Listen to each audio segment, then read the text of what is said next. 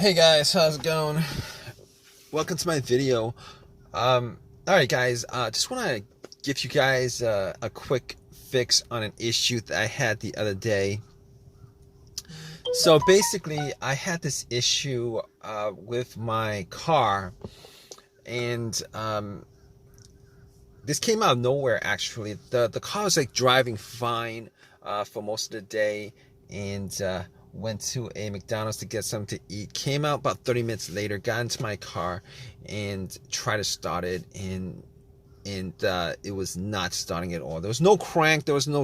It was, but everything else worked inside the car. I mean, I was able to, you know, the alarm worked. The alarm worked. Well, the remote worked. The all the lights on the dash worked. The blower motor works. Like everything worked as normal, except that it would not crank. It would not start up. It would not crank.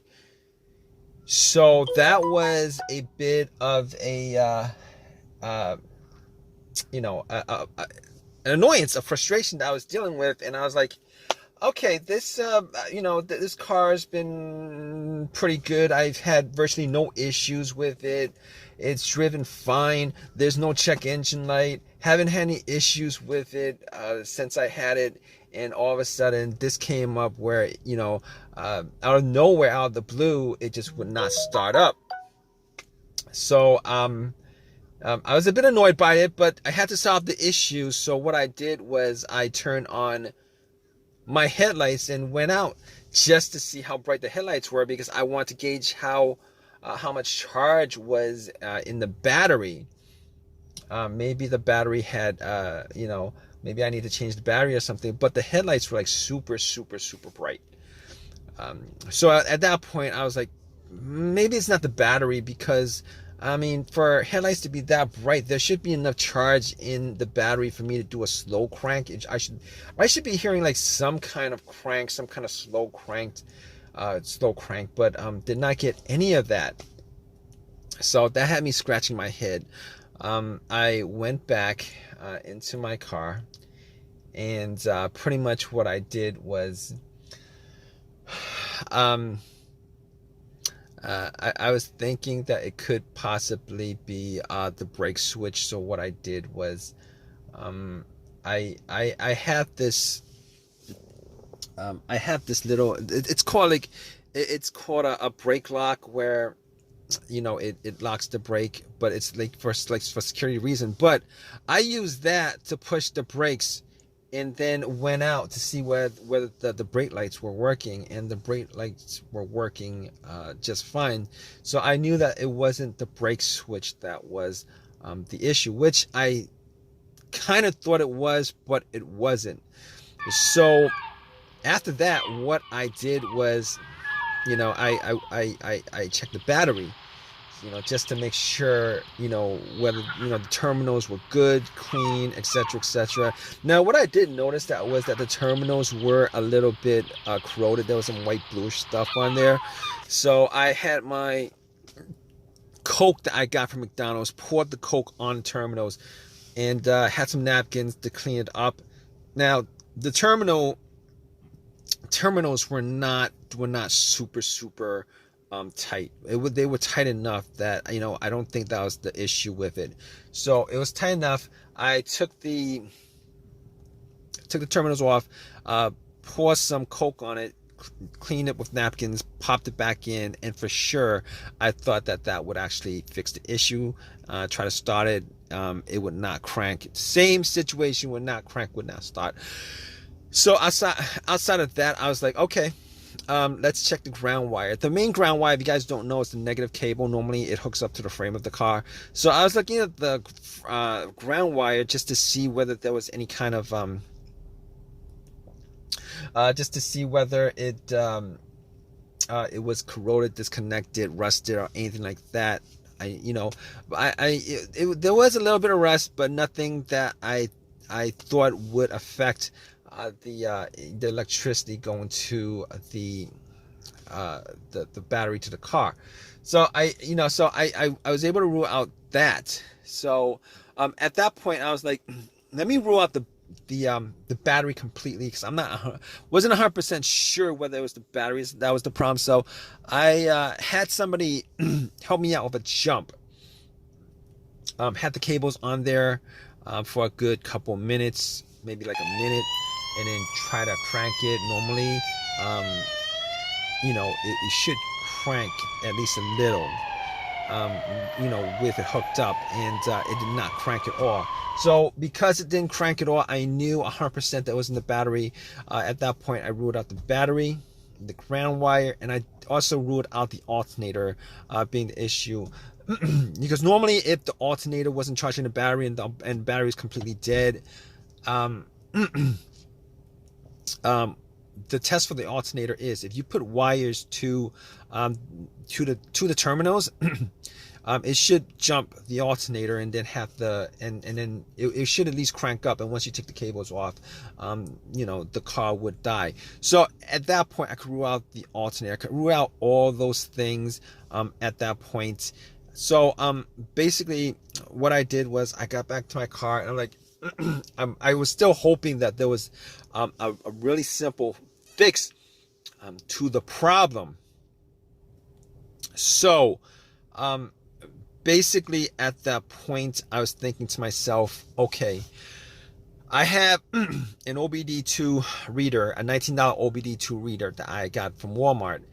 And seeing as how there's no check engine lights on the dash, I thought to myself, I mean, there's a chance that it could possibly be something, but that might bring a code up that's pending, that's not in the system.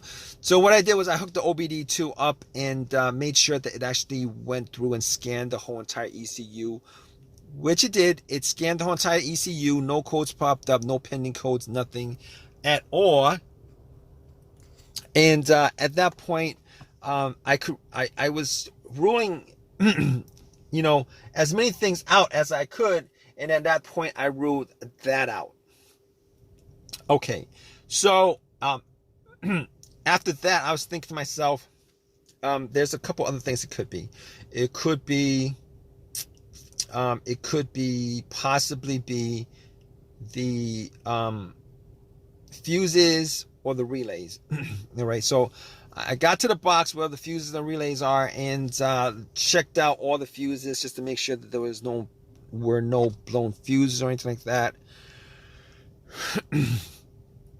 And checked out to see whether there was any kind of brownish tint on any of the top of the fuses. There was none. Didn't smell anything that was burnt. And then I recalled that there were two situations where I've experienced where the fuses caused my car not to start, and this was cars that I've had previously.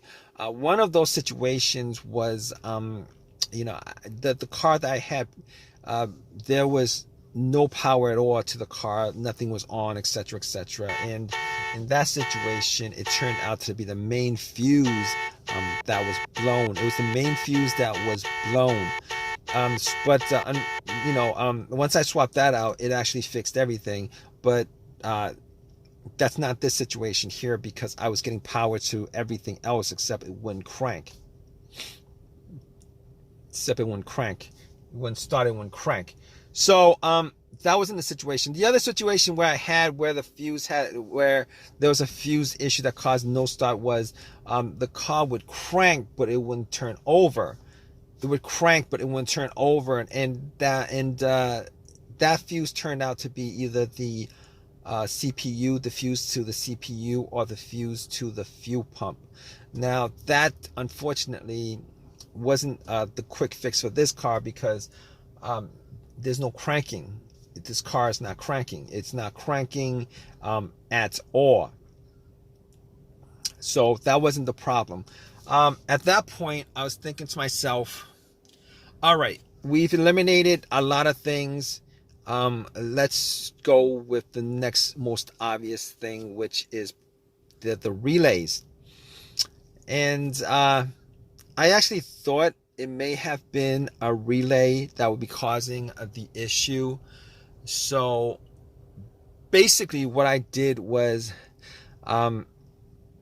I swapped out one of the relays for the other relay and try to start the car up.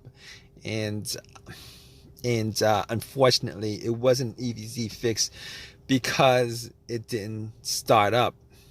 It was the same situation. It would not crank, would not start. And at that point, I knew that it wasn't the relay that was the cause of this issue. So basically, at that point, I thought to myself, okay, it was probably a couple of things. Could be the key fob or the starter. Now, I didn't think it was the starter because had the starter changed up about a year and a half ago. Kind of pretty much had the same, all the same symptoms that I had with this situation, but seeing as how the starter was a year and a half ago that was changed out, and probably put in maybe like 15,000 miles on the car. It wasn't the first thing that popped up, and it wasn't the second thing that popped up. It was, so I pretty much eliminated to the starter, had the car towed back to my house, and once I got there, I redid all the I pretty much redid all the went through everything, the fuses, the relays again, double checked the battery, charged it up overnight, etc., etc. None of that was the issue. So at that point, I thought it was, it was probably the starter. So I got to the starter and did a direct jolt to it, where I actually put the positive of the battery, got another wire, put a positive of the battery to the, and try to jump the starter, and the starter was completely dead, would not jump. At that point, I knew like 99% was the starter. Took it out, went to AutoZone, had them tested it, and it was definitely the starter that was the problem. And because the starter was warranted had a lifetime warranty on it, got another free starter, popped it in, and it worked. And it's been working ever since. So if you guys are stuck in this situation where you guys are looking for a fix for it, there's a good chance that probably one of the things that I went through in this video could possibly fix your situation. Hopefully it's not the starter where you're stranded until you get the starter changed up. Anyway, if this has helped you guys out anyway, please leave give me a positive feedback. Please subscribe. Please comment if you guys have any comment on this video. All right, guys, take care.